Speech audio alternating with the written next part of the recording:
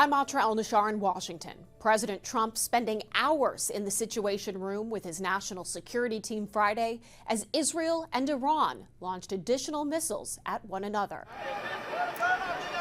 Soon after news broke Thursday night of Israel's strikes on Iran, the Trump administration issued its first comment, stressing, "We are not involved." A close ally to Israel and in the middle of nuclear talks with Iran, the U.S. was already in a position to be pulled into what comes next. Iran suspending talks with the U.S. indefinitely, claiming the attacks were carried out with the cooperation, coordination, or at least they say a green light from the United States, saying the U.S. must be held accountable. President Trump telling Reuters, "We knew everything and I tried to save Iran humiliation and death. I tried to save them very hard because I would have loved to have seen a deal worked out. They can still work out a deal, however. It's not too late." Members of Congress are wary of a regional conflict breaking out, but are showing different levels of concern about U.S. forces getting involved. Republican Senator Lindsey Graham says Iranian officials who survived Israel's initial strikes should agree to abandon their nuclear program. Quote, "If not, America, the greatest power for good on earth, should be all in to help Israel finish the job."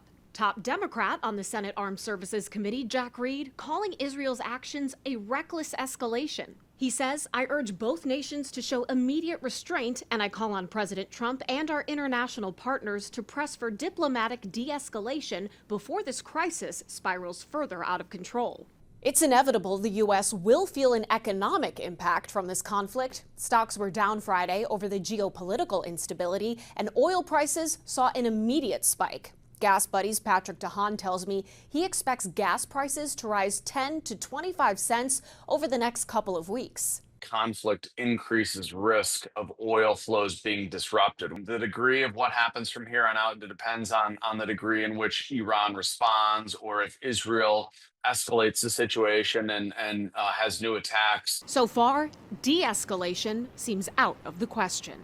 In Washington, I'm Atra El-Nashar reporting.